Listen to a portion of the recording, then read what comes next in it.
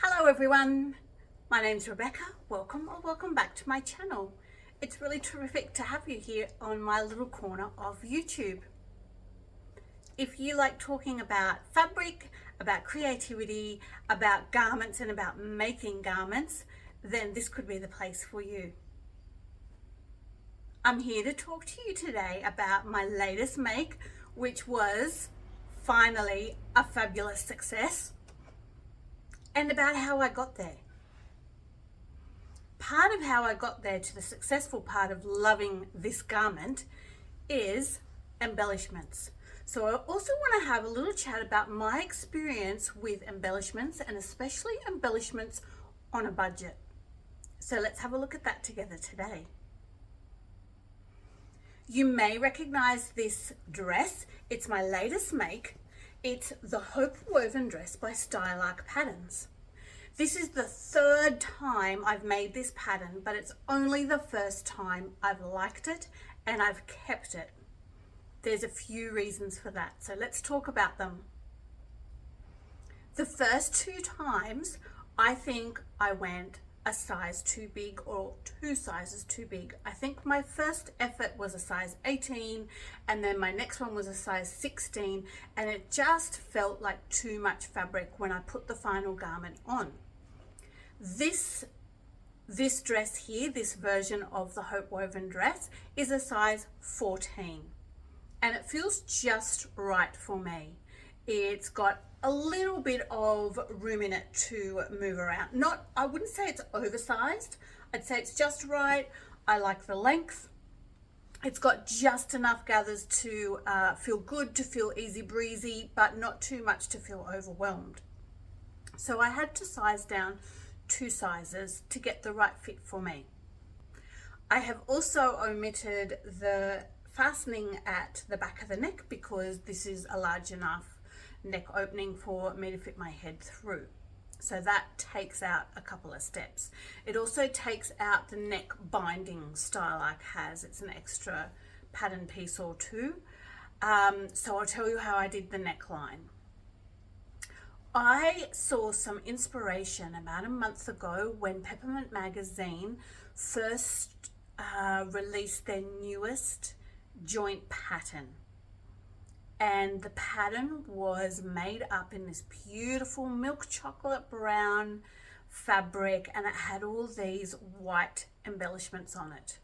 And a viewer actually sent a message saying, "Have you seen this, Rebecca?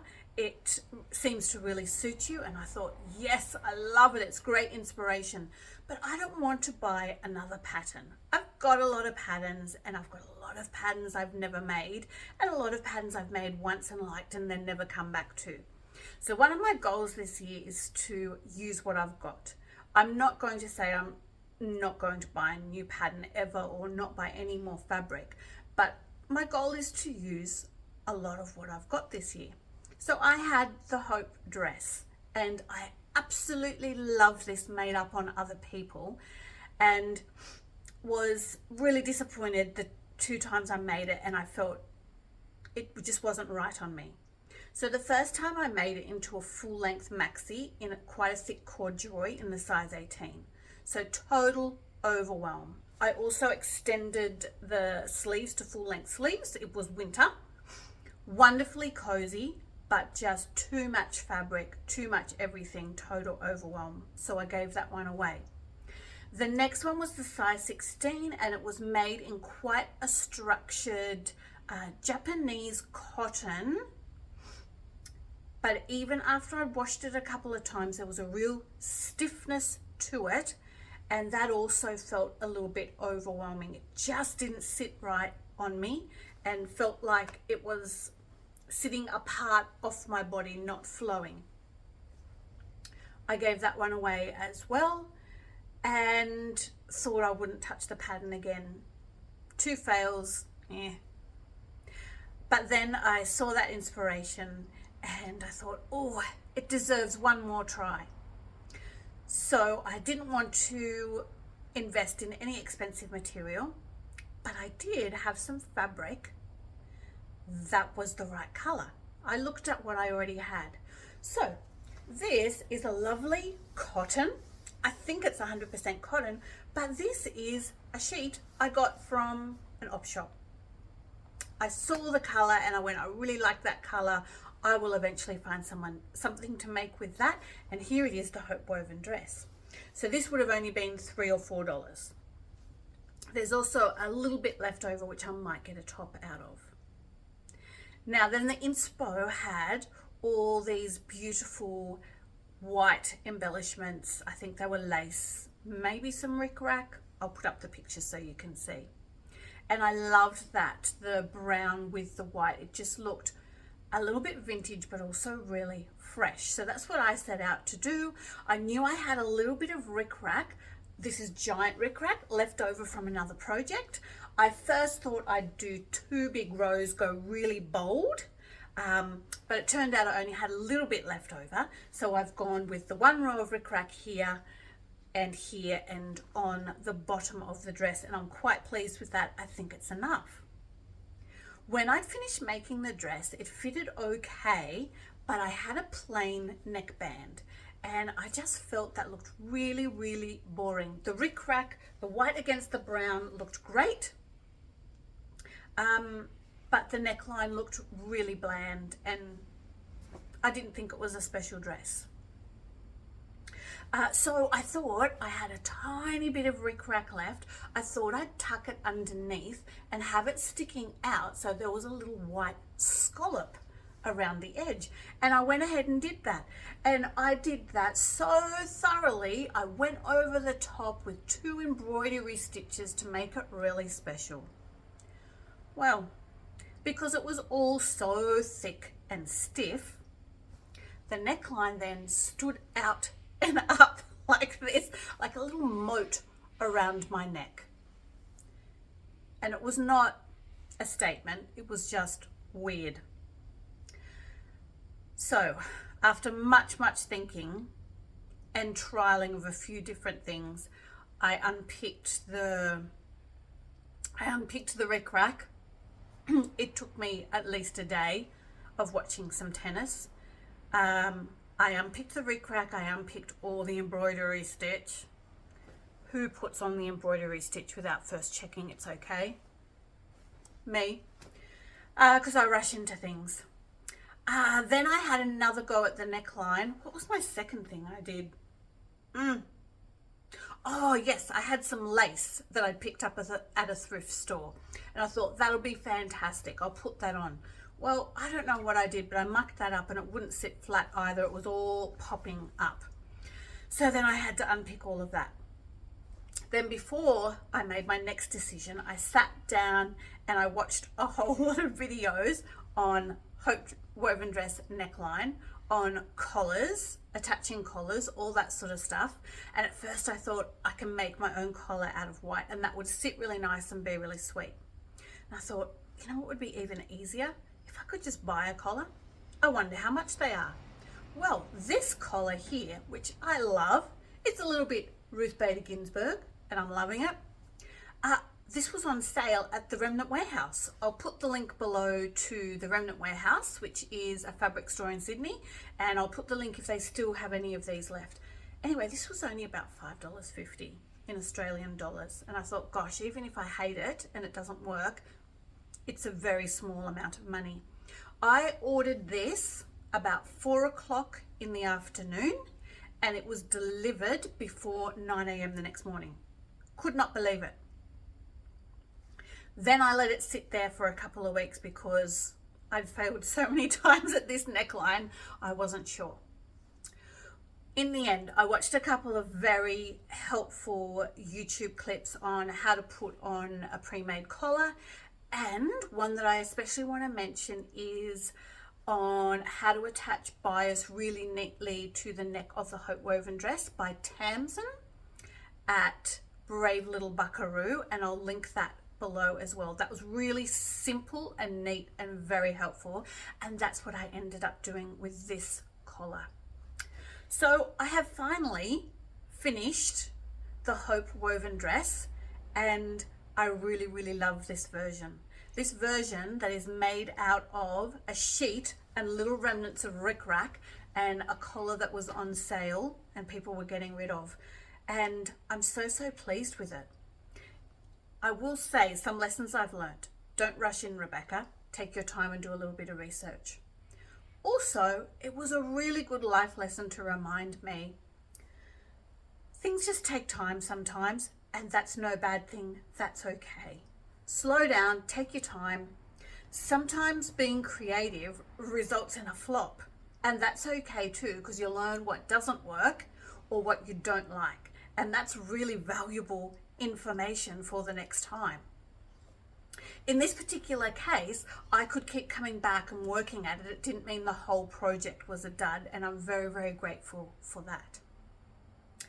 So I'm very pleased with my latest make, which is a finishing off of an ongoing project, and I've learnt some new skills, and I finally made version number 3 of the Hope Woven Dress by Stylark work for me, and I think I'm going to get a lot of wear out of it.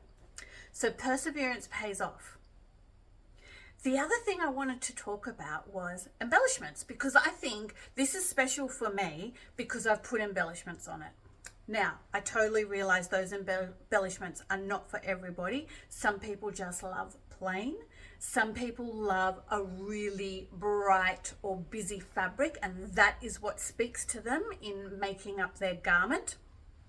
I think I like a bit of both, but this is really my cup of tea, doing a plain sort of fabric and then doing something with a little bit of an embellishment, maybe something a little bit quirky, something a little bit different, but not too far out of the box. So embellishments don't have to be really expensive and don't have to be really big and weird. They could be even a smaller collar than this. Just a little Peter Pan collar would have looked great on here. It could have been a little bit of lace.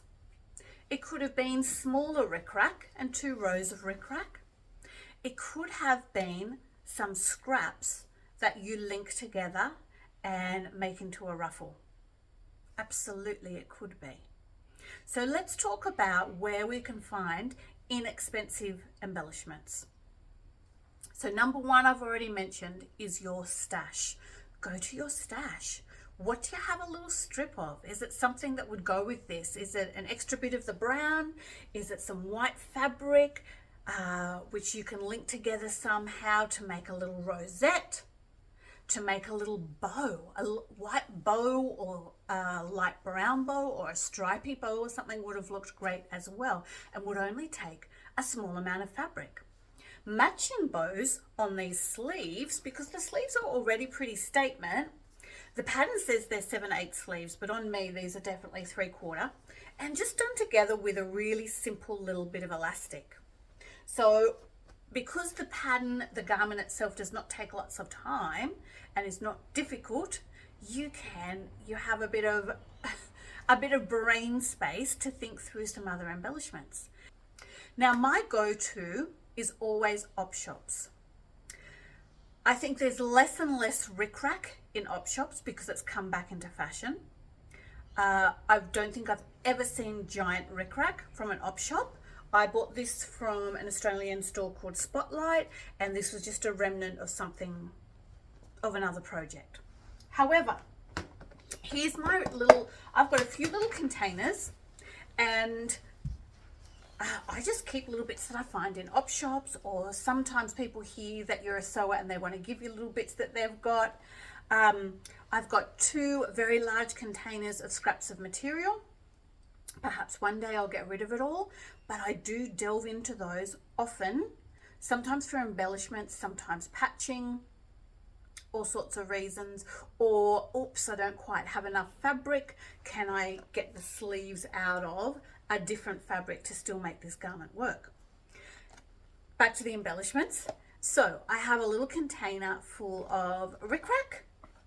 A couple of these I bought at Spotlight. Most of them are from op shops, and they're just waiting here to be used one day.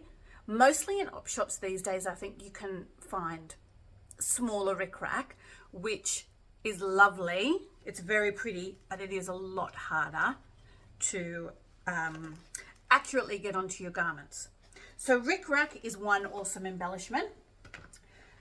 There was a video I watched by Fabric Godmother on all different ways to use rickrack, and I loved it. I've done, I think, 2 of the strategies that they've outlined. I hope I'll try and find it and link that video below for you as well. Something that's a little bit easier to find in op shops is lace. I've not seen these things for a long time on Marketplace because I think other sewers hauled these things as well. So I've got all different little bits of lace in here. Maybe some of them I'll never use, but some of them I have used for a few different projects. And sometimes you can get a whole roll, and sometimes you just get a little scrap. But I found, yeah, like this little one, this says fashion trim. It's 4 meters. That would be a really great trim when the right project comes along. I think that would have been maybe $1 for 4 meters of a lovely lace that will eventually go on a garment that I make or that I upcycle or something. So op shops, rickrack, lace. Op shops also, the most common, 2 other things that are most common things I've found are ribbon. So this whole pack of ribbon here was $8. Now, will I use it all? I don't know. Possibly for wrapping presents, but at the moment it's sitting in my ribbon stash for my sewing. Yes, you would have to carefully attach that to your garment, maybe with some spray glue or little spots of stick double-sided tape that will come off in the wash. Of course you can use pins. It's just a little bit stiffer when you go to sew it. But that's a lot of ribbon for $8. So op shops are really great for ribbon. There's often ribbon in there. You can often get, like this one, a whole roll. This was $2. And, oh, I beg your pardon, this is not ribbon. This is the next thing I was going to talk about, which is bias binding. However, I think when you've got a really lovely bit, this is satin bias binding, and it's a whole roll, or what was left of the roll, for $2. That satin, you could use like a bit of lace or like a bit of ribbon on a garment, and because it's already got an edge, I say that's even better. 2 nice straight rows to hold it in place, and it's not going to fray on you. So I think bias binding, not just for your neckline, but for your embellishments, if you get the right color, looks fabulous, looks really good. This is my bias binding container because I have found that bias binding is a very, very common thing to find in an op shop, and you can get whole packets $1 or 50 cents. Here are some of the ones I've found. Glittery gold. You get a lot of the normal colors, but sometimes you get something like a really lovely wide black, which is a little bit more unusual. Oh, there's always loads of pink, but you pretty much get the whole packet for $1 or 50 cents when you find it at an op shop. There's this lovely, lovely deep green bias binding, good for Christmas.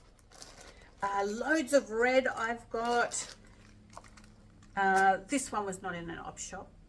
This one I bought. It's a nice wide cross-hatched brown and cream, and I think that would be great as an embellishment as well as to possibly use for inside a jacket. So bias binding is often a win, and I have previously used it for embellishments in place of ribbon. They are my hot tips on finding some economical embellishments. Op shops are great, perhaps Marketplace, perhaps remnants that you already have in your stash that are too small to use as a whole garment, but you can use them for bits and pieces. I'm sure you guys have got more ideas. Put them in the comments so we can all benefit from your wisdom. Where else do you go for economical embellishments that really work on your garments or on your makes? I will pop up on the screen some pictures of me wearing my latest and most beloved make, and I hope you enjoy it. Tell me if you have enjoyed some embellishments on your makes, or if you've made a win of a hope woven dress, and what was your fabric that you ended up really loving and wearing to death. Thanks so much for being here.